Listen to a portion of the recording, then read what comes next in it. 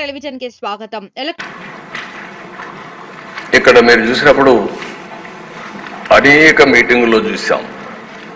మాట్లాడితే ధరలు పెంచుకుంటూ పోతే ఆటోమేటిక్గా తాగే వాళ్ళు తగ్గుతూ వస్తారు. దానివల్ల రాష్ట్రం బాగుపడిపోతుంది. ఇదే కుర్చీలో ఆ ఉపన్యాసాలు అందరూ విన్నారు, మీరు కూడా విన్నారు, బయట విన్నారు. క్వాలిటీ ఆఫ్ లైఫ్ పెరిగిపోతుందని చెప్పారు. అయితే జరిగింది మీరు చూస్తే 75% పెంచారు. 1-2%గా 75% పెంచారు. ఎక్కడ ప్రాపర్ అనాలిసిస్ లేదు, మైండ్ అప్లికేషన్ చేసే పరిస్థితి లేదు. ఎందుకంటే దొంగ పని చేయాలంటే ఏమైనా చేస్తారు, పట్టుకోలేని పరిస్థితి ఉన్నప్పుడు విచ్చలబిడితనం కూడా వస్తుంది. అదే జరిగింది. మీరు ఫస్ట్ ఇది మీరు చూస్తే ఏదైతే ARET introduced at flat rate for bottle through 422 GO number 39/2019 category వారుగా అక్కడ పెట్టారు. మీరు IMFL FL అని పెట్టి 60-90 మిల్లీలీటర్స్, 180, 375, 750 ఇట్లా డిఫరెంట్ మిల్లీలీటర్స్ పెట్టారు. ఆ రోజు 10 రూపాయలు, 60-90. అదే కిందికి వస్తే 4/5/2020 వీళ్ళు అధికారంలోకి వస్తానే కొత్త జీవో తీసుకొచ్చారు 128. అందులో 10 రూపాయలు 20 రూపాయలు చేశారు, 20 రూపాయలు 40 రూపాయలు చేశారు, 40, 80, 80, 160. అదే మరిగా 100 రూపాయలది 240, 250, 480. అదే నెక్స్ట్ డే ఇది చేసింది 4/5/2020 129 జీవో నెంబర్. 1 డేలో మార్చారు. మార్చి మళ్ళీ 20, 40, 40, 80, 80, 160, 160, 320, 240, 480, 480, 960. అంటే పిచ్చతనం కాకపోతే మైండ్ ఉండేవాడు ఎవడు చేయడి పనులు. అంటే ఏది చేసినా జరిగిపోతుందనే ధీమ, గర్వం, మనిషిలో ఉండే ఉన్మాదం దీనికి దారితీసే పరిస్థితి వచ్చింది. ఇక్కడ డిపార్ట్మెంట్ ప్రక్షాళన చేయాలి.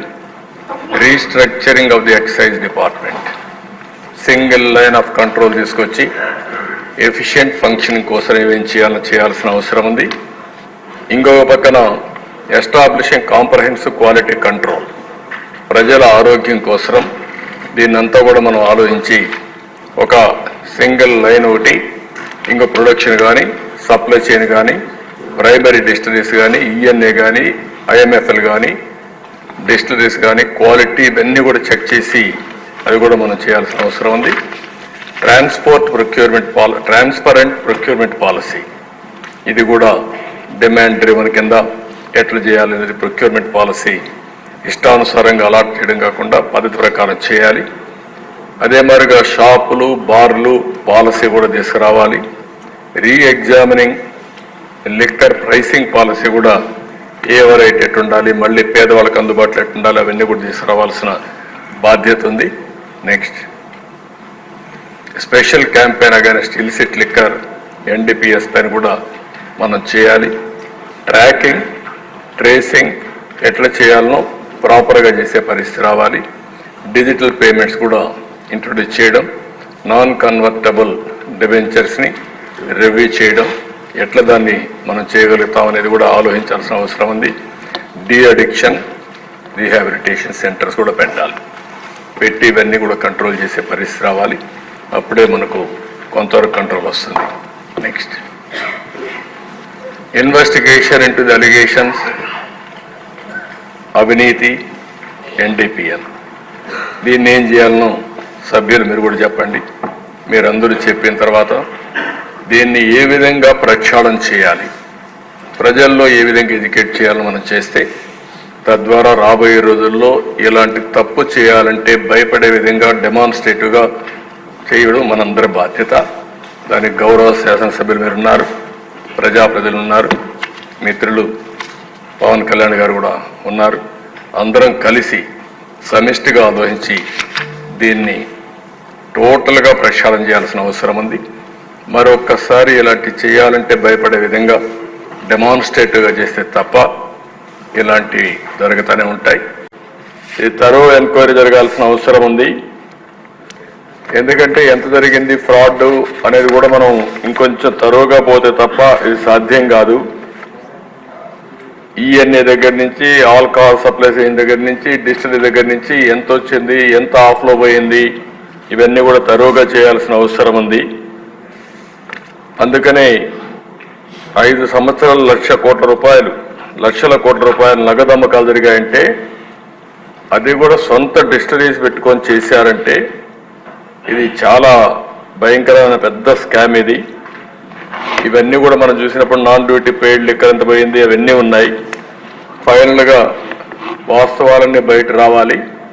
అందుకనే ఈ ప్రభుత్వం దీన్ని సిబిసిఐడి ఎంక్వైరీకి ఇస్తూ అదే సమయంలో దీని అవసరమైతే ఈడీ సపోర్ట్ కూడా తీసుకోవడానికి పెద్ద ఎత్తున క్యాష్ ట్రాన్సాక్షన్ జరిగాయి కాబట్టి వారికి కూడా రెఫర్ చేస్తాం. అన్ని విధాల చర్యలు తీసుకుని మళ్ళా ప్రజల ప్రాణాలు కాపాడడానికి ఈ రాష్ట్ర ఆదాయాన్ని ఏ విధంగా దుర్వినియోగం చేశారో అవన్నింటిపైన యాక్షన్ తీసుకోవడానికి ప్రభుత్వం సిద్ధంగా ఉంది. ఒకటి ప్రజల ప్రాణాలు, ప్రజల ఆరోగ్యం, అదే సమయంలో పెద్ద ఎత్తున అవినీతి ఇవన్నీ ఉన్నాయి. అన్ని కోణాలు దీంట్లో బయట రావాల్సిన అవసరం ఉంది. తప్పకుండా అవసరమైతే మన మెడికల్ అండ్ హెల్త్ డిపార్ట్మెంట్ కూడా చెప్పి ఆ మధ్యలో 1924 తర్వాత కూడా దీని ఎఫెక్ట్స్ వల్ల ఎంతమంది ఆరోగ్య నాశనం అయిపోయింది, ఎంతమంది మంగళసూత్రాలు తెగిపోయినాయి, ఇవన్నీ కూడా ఎలక్షన్లో మనం చెప్పాం. అవన్నీ కూడా ఎస్టాబ్లిష్ చేయాల్సిన అవసరం ఉంది. దీనిపైన సిబిసిఐడితో తరో ఎంక్వైరీ చేపిస్తాం. ఈడీ కూడా రెఫర్ చేసి యాక్షన్ తీసుకుంటామని సభ ద్వారా మీకు తెలియజేస్తున్నాం.